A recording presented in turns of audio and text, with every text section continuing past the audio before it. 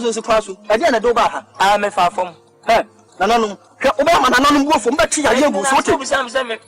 as me fa fom andi na no se dey na do be pie ha nana dedi kam watena si DL News.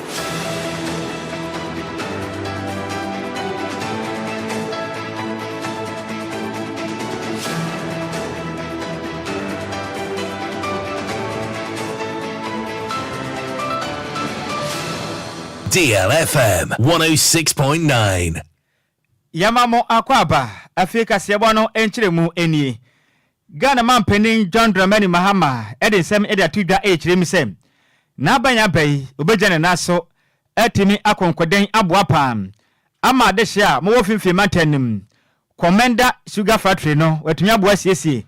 Ema monso adesha mo hono mo no matumi nya dwumapa na matumi aye. Ghana man penin de se tuda endra dam na kopie mo. E finfi mantem na nbotaya oditu anemo nyane say. Thank you to any of my Ghana nyinata oda masepa say modu amaden ekosinanim ekokoto aba edema no e won fempem mienu ene de na abato no ni senti oda Ghana fo nyina ase e wadwuma pa moyeye na mosom eye endi samanyuko no sompa na mla Ghana mampani e kasa okep kotini potem no okire mi se wo hwe Commander Sugar Factory na e betumi abofo ma de hia mo okep kosi no matumi anya dwuma ye ni senti obakwaso abon ho moden na waye do betumi aye biada na watimi aboa ama Commander Sugar Factory no etumadu dwuma Ghana de hye nso a mo fifi mantamo nso no matimi anya dwuma etimi ayen na Ghana fo bakaya empia ban etwa mi bo no homaden senko betumi agya ne naso aba dwuma den sa fifi mantamo nso ohu ade hye mbomode adu ahwede na ade nso anka Commander Sugar Factory ma omode anya dwuma petumi nanso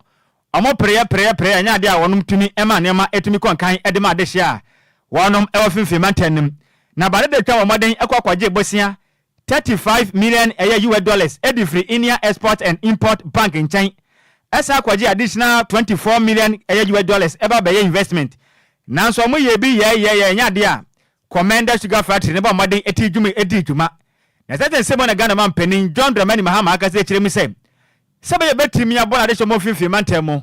Atmanya dwuma pa etimi aye na mo nsa ko ma no bo no ho modern aye de betimi aye biada. Ne watimi abona Commander Sugar Factory ne so. Edi dwuma ma de sha fifi mantemo nso musika sem etimi asore wode nsem sei no de tuga endrada. I've asked the Minister of Trade and Agribusiness and Industry to provide me with a status update of the Commander Sugar Factory.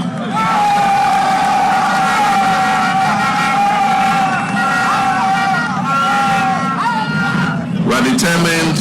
to proceed and continue with that project so that the central region will become the biggest producer of sugar in Ghana. We'll also work closely to upgrade the facilities at the Cape Coast Hospital so that it can indeed be a real teaching hospital for the University of Cape Coast Medical School.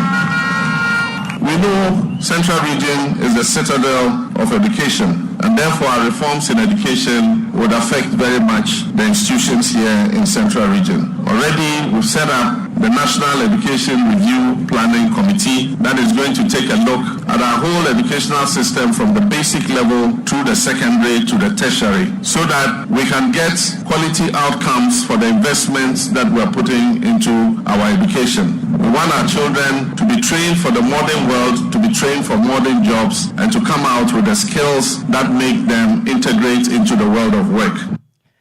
Enwachi ena Ghana man penin John Dramani Mahama bema opwata osa kopie mu anomabo na wakasa na ochire mu sem wo hwe anomabo eye Fisheries College na empenifo transit share se betumi aboa na afarefo amokwa posuko yi nam no wadom etumi akwaje tete ehu kwapom betumi afa so aboa nam nam Yesu dwumadie etumi akonkan wo mem so wakasa ochire mu sem envishe bebreni ena Ghana man penin na dangwa kofuado ebatena Ghana banwa so nanso wantumi amfa na ne enkyira won project omo yeye no wantimi enkwanko wienti wakasa ekire mi sei adeham wa mono asano mabon so oba bon ho made agya ne naso na tumi aboa ama police ahodo betumi de agwa akwam na aboa na ye anomabo Fisheries College no watumi asiesie ne kama ama farafo na kogye ntete ya hono na aboa ama nam ye nso etumi akonkan o my Ghana mu. Your papa, Professor John Evans Atamels, Abrana or Pre Omampeni Edibia, a year 2008 campaigner, ye, Onante, a Farifunina, so a free of flower, Epopem. Exam ena obuso omo how na sa anamontronum ene enkomodienum ena adwen ba se wo se yesi school a eye afarefo school a ebe kire afarejuma na waye brofocus omade a wo friend research a efa afarejuma no enti sa amreni na ena yede to ya manifesto mu se nyame ya adom na NDC dinkunim abatwa ne ebeto no 2008 no yebesi sa school asi anumaboha eye bora anamwa asase so enti ampanso nyame adom prof ede ose ye oyo enti prof abreso ene starting say ye DLFM 106.9 college na bedroom abreso na yewie bibia echese yenya contractor ni bibia ni echase say EAC enti edru 2016 na niamuhu no hai bibia na edru no na reho se efie wotwini na saa japade ya Ghana for eto akom yeja esi hosei enti ne share boss se nyame adoma project bia Ghana for to akom eye NDC na shase ana MPP na shase yen ya ban no ye be pesika ne ato aso It's with the baby Edri and your day. I can see a day in Konya addition for table near the day ABCC na yenya ampa ama students not them na near teacher for the bachelor or more dear near the day yadibegum na ya kwanya a work campus na just say yebiano na enkwadanaba no more start a share there. It's my catcher fisheries minister Nyamencha there. Election year bia yenye budget ye train ma election year and sana buying for abano na beye budget no enti afi budget yebe use no match na finance minister the biko parliament enti enkechi ma catcher fisheries minister so onka no ho no ntwa na mo na one finance minister entrance ne kwakura mu na Ghana mampanin John Dramani Mahama kasa ne wechire mu sem ade abaako a ohye Ghana fo nyina bɔ ho ne sei na ban be jane na so amankuntabo atime yadwuma pa ne senti se de o mahya ase akwakofa ola ne de aba ne Ghana de hye bi mbɔ mbɔde betre o ma Ghana banwa so amususu se mabɔ ma Ghana dwurim ase se o magya pade e de wase o masere mu nti wɔn bɛgye ni nyina bɔ mɔman mpuntu atumi akɔnkan bɛbɔ no ho mɔden amebi akoso e de ama NDC amanyoko mu ma wɔnom so ebenya de bre ne senti wagaza kyerɛ NDC amanyoko mu mpanifo nyina se mamade mo matade aso aboso mu den efiri se nkuntabo be ya dwumanti wonnim na wudi kapre no so mu a dantoa wasema. This administration will work for the benefit of all Ghanaians and not just a few. We're not just going to build roads and schools, we're going to build a better future for our children, the next generation and all posterity. But we can't do that without being accountable to the people who voted us into power. And so we're going to implement a very strict system of accountability. And as I said, we will come out with a code of conduct for persons who occupy positions of trust. We are not going to pursue only members of the past regime to account to the people of Ghana. We're going to pursue our own people to make sure that they are held accountable to the people of Ghana. So even at 106.9.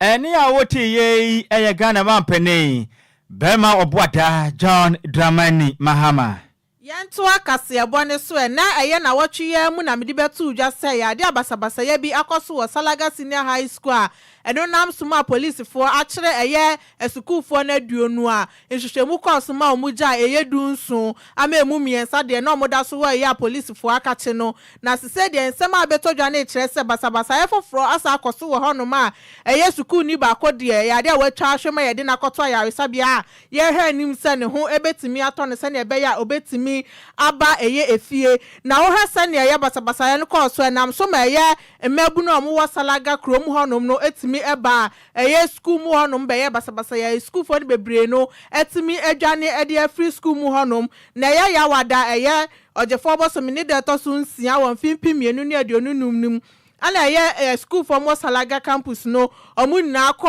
headmaster ne office adenti ana mama police fo akire omumu miensa na emomi ntokwa na esi ye ekuo mienu ntam tidenti ana ekuo ba akode aso omo pese omo de omani ombeye hwehwemu ade afọ mo ho na emom omayi emu miensa na omo de omakwa akoto police fo akache inteno de omo nti ase ye kra se ye headmaster no etimi ayesa eno nam so mo totototo abuo pa chase de omo ye ne basabasa ye omo ye niti no eno ma eye mebu na omo wo eye kempe eno wo eye area bi e wasalaga omo ni na begu eye school mo hono ma chase ntokwa pa ene enya asem keto ese wani ensese wo ka kire ntine ama police fo etimi ba honom se na komo ba besi ano kwan asese eno de omo ye hwehwemu se de na nam so pa ma ntokwa se aba besi eye sukufo ne ntam e wasalaga senior high school honom omo bomodi anso so betimi amasumdwe so etimi aba school demo eye school honom yentoa kasebo ne so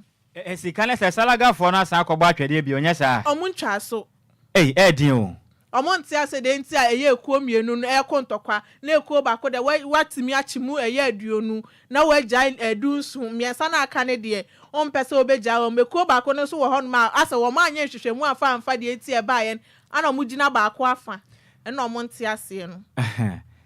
senior high no student no menim se ebinim tira bo form de a na nsen no de ekoso no ma ye peples kra mewura ho na so bende se basa na akoso a basa ne ye ho nkwanti yentu aso ne nyina nkran ha ya yemfa ya ne mfa nkyerem ne nguso anyina mu e wo basa ye koso e wo mangana ne yenko piemum e wo ahyama ne mpotem na yesi amekese Ghana mampani John Dramani Mahama eguso e paw na sofo no mbedi dwuma na boa magana cheche ne kanko no eniama etimi akonkan nanso adehye a wonmo ahyama ne wo Accra anasa Greater Accra region akase chirim se wonmo atena se yedin adwene ho ahunu se Ghana mampani bema oboada John Dramani Mahama oye ema akoye de sesabe agidija na ekoso no adehye chirim se every year 1992 aye hye asese kramukere memo edi hini wo man Ghana ma yeto aba no de biala da sashama mfo to wa mutun dudum ede ma ndi sama yokunti aba ne se nenne se nyina ba made yakwa pa aduane de aba fie ne aba bedi a na nipa kitua bi na edi ade hwe mo ahama de omunya bi ndie emebiri kire mi se wani muntumi ntenase e ma fibia monto aba emfa ma nisi e wa ma nisi ba emeburu no empanimfo enya dwumanye adishi aga se kire mi se de yakwa so na mo bo anwusu ntie nda dam kokko pa ye kwahye ties ne ade e wonpotem hono ma na rahuye pam na nyase mukuma go mebu na kire mi se wanu mankasa eye constituency eye chairman eye Shaddad Oma eye Jolo no mu kire mi se papa wei watena se eye din sa meburin ekomte wonom wanu munya dwuma nye wo mu hwe ne mu se nkampo o mase badwani mpo benya dibire bia kura na kwatumi akasa meburin so anya dwuma ye nanso ma hwe saa enya saa na ekone visa ne wo hwe sa the appointment ne kona aka kame akwa se ne nyina na asen na se de ya na ayi emebu ni kirem se de yakoso omo nyusu nti sagana mampeni anya hwe pa na sa na ombekọ ne de a eni samanyo ko nu kura bata wa hya mampeni fo no wo mbeto mba bi ka mebu ni jemre eni de yakasa batwetwe nkomo ense de mu kiremu no enie we are here. We are pleading with the president and the leadership at the top. We are the people of Ashaiman. We were promised ministerial appointments. That was what the president promised us. Sammy Jeffrey came here and promised us things. Another one came here and promised us things. Adwoa Agyei promised us things. Sammy Jeffrey promised us things. So what change? What change? What change? Why? Why Ashaiman? Are they telling us that we are only good enough for demonstrations? Are we only good enough for demonstrations? Are we only good enough for rallies? The country also deserves something better. We gave the president 69,000 solid votes. We didn't sleep. Running out midnight. We were working and we worked hard. It is time to have our fair share on the national stage. Respect them. We are on the rallies. The people of Ashaiman, we are begging them. The time is now. The people of Ashaiman, we are pleading with the president. The time is now. We beg them. We beg them. Ai Ashaiman meburu na mu tire mi se emre no ani emre ni babia bio appointment na sa ti da ben na Ashaiman fo nso ebenya minister bi wo ho anase ne wo mode o mahuni se ne obienya di breke se mebu ni tire mi se o monsa aka de a Ona bo se dun katia ene mo amaka no asomdwe pa se milemu wa Ghana no ebi si da emu nkyeremu ene de asomwe Okwanche for the legal affairs ano ewe West Africa Examination Council ye wa yek for Reverend Victor Brew edin sama betuja kire se ne nti omotwentwe mo na so se ye mfimpim mienu ne aduonu nan eye social SHS school for no ekotro ye no omomfa ho susanso embeto abonte ne kire se ya de amoye nhwehwemu ede afa eye kronu bi a ekoso wa bra na omotro eye hinsohwe no abra ne nsamtwofo etwetwe nkomo na ochemu se ade we de anya de ya de foforo kra wo man mu esan se so omotro nso hwe ni wi a eye na nhwehwemu etimi koso bebre na ensanka eye omo results no entem inti no munya isa moya ne tsasa ne ade ye ya de foforo ana ochemu se eye wa ye fo won hyehyɛ ya omudi egu akwan mu na omudi hyehyɛ ya ne so pepepepepepepepe sane ebe ya eye nso hwe ne eba bibia entimi emba emfa ho inti wo kyerema ya de omo koso aye hyehyɛmu ba bi omadu no eye stages inti no omunya to boase emfema wom odin same way ebetu dwa wa bra ye National Union of Ghana Students for ombema omu na wo twese eye omo fa results na efam bra anya sa ombe ye oye kye e de atia om na de omo be ye na nya de omo be pe na omo chemu se munya to boase emfema wa ye fo esan se yesu ye din hyehyɛ so sane ebe ya bibia ebetimi akoye e de amaye odin same say etu dwa Tibia ye transfer we ye afie di kan ya transfer ye transfer so why get to say teacher biara wa setting question wo transfer bi mo ebe wo mo nim na omo ayo mo so da omo ntina mo pon endo ebi mo so bet na mo pon ahwe obidi enti ye wie na se ye ti bia na ye markia na wo mo a omo so ye beti akọ mo nim because omo de no de omo yi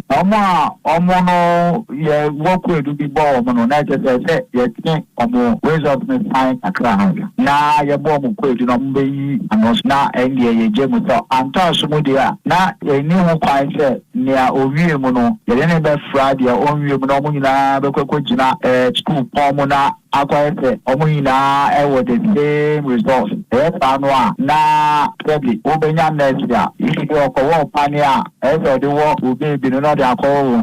one thing here na dey stand be pilot so dey ukonya pilot owie mu akọ produce something so na akoye ansem enti eno na ama ejina so a ya twa asan na me ka se waye kejuma no minim se ya na yin na ema ya think do ni da sai no yin na se o mani bio ebi mu kra ma kra so results omo ni waye ko won kita odi ana se omo ni ye ejuma so no o be na ne ba results no ye so because the idea enye de na enye enti se enye we nye afie di kan ya yesa na me pese me chere ebi mo so no enye ade ye novel ne krakra mu no chemu se ye omo ka biewo mu no mu nyina ya we pa de fra ye nhyehyɛ we so nti afe na maba abonte so ebeka ne tsasa ne wa ye fo de omu ni mamudwumadi omudi na mpomo ye mo ho sa ne nhyehyɛ ye nya ade amu wa ye ade bia e de fa ho nti munjai de mo ka ne kra esan se nhyehyɛ ye ana wa ye fo edi so ansana po nso ne be sha tie de mpo no na obie nim the ground obie nim emra eda so enti no eno no ba na mo ne dia fi bia ye tu enti eno dia ya de a obie nim se wo wie mu a na okoye ana na bi e so mu a ye be so ade no ma so de enti so mu ne se e bia na akoba ne se examiner bi hu bibi na report ya e bia na examiner no we hu ne ye enti ye pete ye de ni awon ye no ye de boss na wa ye na se wa ye nso a ye pete wonya results na o pia bonte as if say wonya results no on the right way into that balance no eno de answer na be and social no ko bi eni se bi eni na ye wo Ghana kra ye ni se enye this is not the first and if you are talking about stakeholders omo ni the answer na mpo a ye be so results or results do was no na che say ade a me pete me sa na as of today that they very accurate. Ene ya wuti ye kwanche for the Maliga Affairs West Africa Examination Council ye wa ye for akachia Reverend Victor Brew ana wuti ninken yentu aka se bonso yenko pie mo awo aka ne osoafo no ne no hwe omanga na sika semso ne den Dr. Amin Adam anta wakasa echirem se ena we ho pass ne Ghana mampanin John Dramani mama be mo boata okohuri kogina simpie so no wakasa for omanga na sika sem ho a na waka na trase o abande de twa mu yi kom de agyira Ghana no adwonko esene kure na aka ne osofo no Ghana sikasem so aka se kirim se odi Ghana man pani ho ya papa every sem ansa no mabefra akonwa so no I am mpani fo be ka kire Ghana fo se niam akonkan ma Ghana ya boye ho modin ye pevi se ye ka se no man Ghana sikasem eguso e kwa nanim ni senti e ba ne se ne Ghana man pani wona montene so na auto ayempia edigu abadada animasem Dr. Mohammed Amin Adam akase kirim se sansem na ekoso no enya de a ote a aya na nabo eto no kram wakasa kirim se Ghana fo nyina yenimusem oha okase Ghana fo nyina komu COVID-19 be sign wiase ma fa na nyina komu a adehia bre wiase nyina ne nyenna Ghana fo nyina nso eka ho bi ni senti onim de ente ne Ghana mampanin John Dramani Mahama enna montena hodo so na okasa kire Ghana fo se o mana wiase sabia mo akuni adua yisikasem atetia pansama yemfa somo no emfa ma bandata wakasa kirim se tazensem na Ghana mampanin kana obeya nka ontiatia break efise de okeka no enya no krasem no efise empia manyo kwa twemba mo homoden agina mo nanso esum Ghana so mpa ye do mbetima ye de na mo medu baabi no sika hodo mo kwaje na mo no ne bosia no na ho sunsuanso no baaye nanso no ni bi o mbetima ye efise baabi na o mane kwa kina ye no na hu behia se bebo o ma Ghana de hye ne ho ban se de Ghana mampani kan o kire mu se kwa se Ghana economy ni se ya ye betimi anya ne no na mom se nimpa wu a ye ntimi nya ne senti onim de enti Ghana mampani ne oto ayempia se mpia manyo ko no ana se o ma Ghana sikasem. As you know, the implementation of the IMF program has been one of the major success stories of my tenure, going through 3 successful reviews of the IMF, the last review being on the 2nd of December. And this is why when I hear President Mahama say that he inherited a struggling economy, I worry. He's calling for a national economic dialogue. I worry. I wonder, where is he from? Was he on Mars? Because just on the 2nd of December, the IMF gave a judgment on our economy. The IMF that they have also been consulting since they came into government. They have been talking to the IMF. They have been talking to the World Bank. 2nd December, the IMF gave an emphatic judgment. Yes, but you also know that when you are analyzing an economy, you know that economies involve trade-offs. Right. Every policy that you implemented have trade-offs. Some will benefit, some will lose out. What you need to do as a government is how to balance the effect on the various segments of society. And to that extent, I can say that there were people who benefited. The banks are making huge profits. If you look at their financial ratios, you will notice that the banks were very happy over the last 1 year, for example. Enuachi na Dr. Mohammed Amin Adam anta ekasa ndo chire musem ena tetepa Ghana fodoro na kaye na Ghana mampani dada na de danko akufu ado ebo maden ma Ghana fo ho hyehye wono mu ye pa o ma Ghana ho che odi dwira o man o chire mse sansem na Ghana fo bi ka no aya na ote a na etete ne papa efrise obi ani ho no ma ka mika memmo bekoso na obeto no boase akwachechira ho kire ede aso ne manfo da ni senti enya Ghana mampani dada ne ne pe senka Ghana fo bi hu na ma na mmom no chire mi se abane ye de obetimi aye na mmom no sunsuanso aba ye titiro no na ya de a efiri bosia odom kwaje na monane so ne nam so nanso no na nya de mpia manyo kunu kodo so makwaje bosia nanso ya de ba sen wiase afa na nyina kum ne ka ho bia no enam so ma wonom ekwafa sa ha kese no ede bae. I take a different view. When you say who caused harm, there is no government that would deliberately inflict pain on its people, especially in a democracy where the same government will want to retain power and continue to implement its programs. And so when you see some of these challenges we are faced with, some of them are attributed to external factors. And you have traveled around the world, you have participated in IMF program, World Bank program, you have read their documents. Even in the United States of America, in Britain, their economies haven't recovered as much as we have recovered because they are still affected by the same external factors. You will notice that at the time of COVID, our president was very clear that we needed to do everything to protect human lives because you cannot bring lives back. Ne kwa kura mo no na Dr. Mohammed chire mu sem Dr. Atoba Kesro no make say oyo so for hwe o manga na sikasem som o chire mu se emra no no nso hwe ga na sikasem so tata na papa anya sem kuma efri se na Atoba forcing na oye dom kese ne ba no de ni ono kura yenso na oka bedwoko o mokasa efa ga na sikasem o eye mahye ne senti ekwan ofa so tata no eka na chimpire ene be fa bia na okura ne minimum no so beja bisa o chire mu se enu betumi aboa MMN semanyo ko na tumi gina mo na se be ya omonfa omangana engra to plenty atoba force ni gina na so visa de bayi one has said obeti atakro ha no enya sem kuma. Well, I mean, Honorable Adwoa is my good friend. I mean, we work together. Yeah, we have good relationship. He was my ranking member on the finance committee, and being a ranking member, I mean, certainly he was a very important stakeholder. Even when I assumed office as finance minister, he was the minority leader, and to always debate on the economy, and so we interacted. But if I have to assess him, a large extent, yes, to a large extent. But it is important when you have people like that, which I intend to be. I promise to do the best I can to hold him accountable and to hold the entire government accountable for their management of our public finances and the management of the economy. Any awoti ye ayo swafo akane no hwe omagana sika sem eso ne den ade Dr. Mohammed Amin Adam Anta na wote ni ye gina we so ne yakofan na aboafo nkrato ye ba kase bodi aka chi no ye bekenkan ade asomo.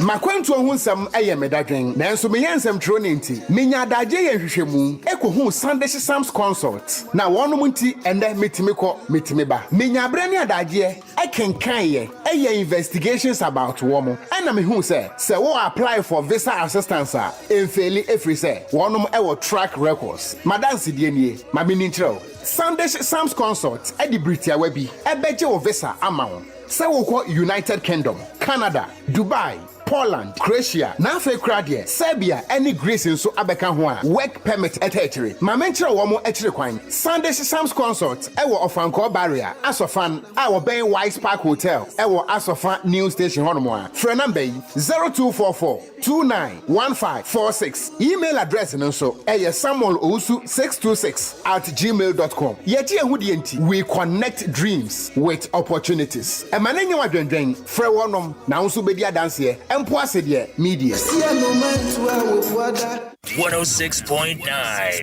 Yamamo akwaba afeyanto akase ebone so awanigede me na Ghana nyumtuni ye reggae artist Raskuku ede nsem abetudwa ede afa eye na si ne nwom tibia ogina ewa ye gospel songs nim na bro ne ye DJ Slim etwetwe nkomo o daybreak hits ne so na Raskuku kira ade ye TGM for board ede betudwa se eye gospel categories ne ekoma eye gospel musicians for nkwano ogitum na emom so mo de na si beka ho ne de enya ade a ogitum ye krakrakra esanse onu de onimsa na si wo ho enya ade o ye gospel musician na emom ye producer ana DJ Slim Ekasa na si de wa producer ye nwum bebre ye gospel songs bebre e wo man ni mu ana Raskuku so ba kire mu so no so de onimpa na si a producer ye secular songs nso bebre te say ye kwenkwe ene adwuma wila kwenkwe e de ma ye NDC amanyoko no wa bra na omo ye campaign no sa so na ye boys dondo ene padi ni na ade na si etimi a produce ade amount den pa na kire se na si wo hoi oye gospel artist enu nam so be ma ye Telisa Ghana Music Awards for etimi afa no ade na ka ye categories no ho ana Raskuku sabe chem so nimpa sa ye na si ne nwoma otu ni di mempa ibo no de nwom kwase pa mfie du atwam yi de ebe gina oman ni mu ye papa ma nipa ni bebre na agitu mu se nwom we de nwom papa na emom no de ohu na si se oye gospel artist or in some way etudwa vocalist of the year. You've been talking about it for a while, but apart from that category, is there any other category that you are eyeing? Yeah, gospel song of the year. But a gospel song of the year, they are saying unless you are a gospel musician. But Nasi is not a gospel musician. What is it? Nasi is not a gospel musician. Yeah, Nasi is a producer. But he's also an artist. But a gospel artist? Yes. Okay, I never knew. Okay, so the reggae dancehall song of the year, the reggae dancehall artist of the year. Because I just want to know. So, but he has a lot of gospel songs, you know. But he has a lot of queen songs. Yes, but these are one of songs. But they are queen songs. That is a song he composed for a political party. Okay, if you say so. When you're on so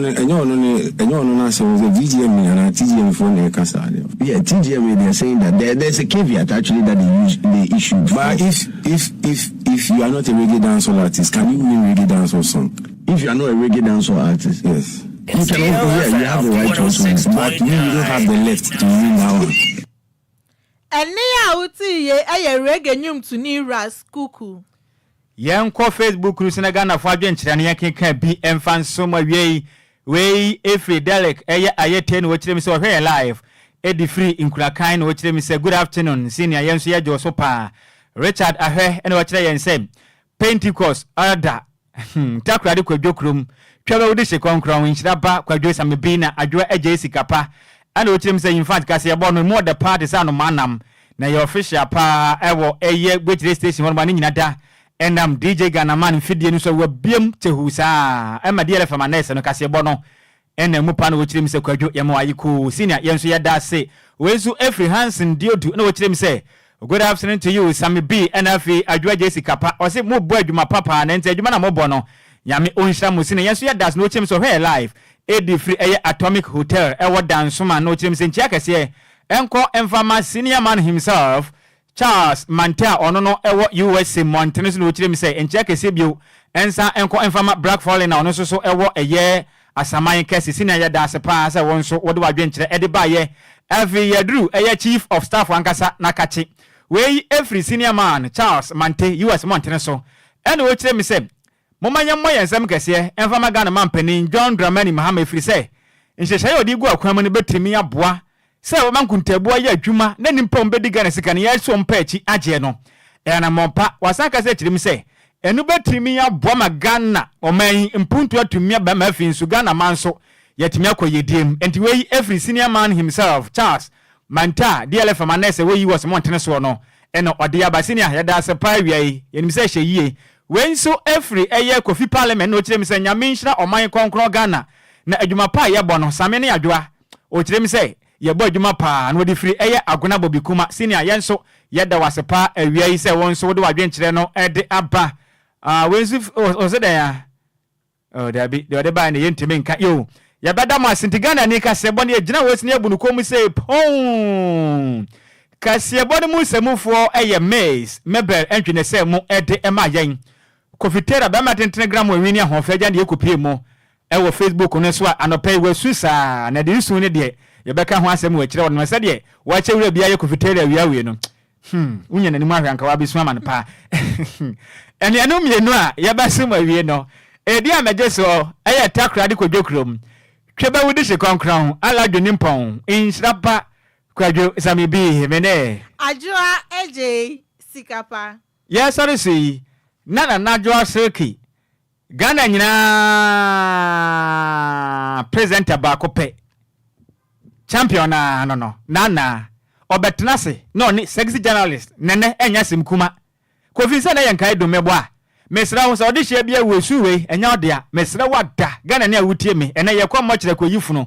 wuyifunu ni wi a jaisu ne maye mesra wo ha ho evize na ye adwumantie betnase ne ya kakai mam wunipa bia firi munti ukasa firi ne wuyifiri ha ne ma waya ho yipa ye sorosman na Adwoa Seki afa ne kunwa emamu nyina mo enitia adehye Midimafo, Pokwase Maira Accra. Midimafo, Pokwase Maira Accra. Midimafo Eba Clinic Aba Accra. And you won't hear passengers.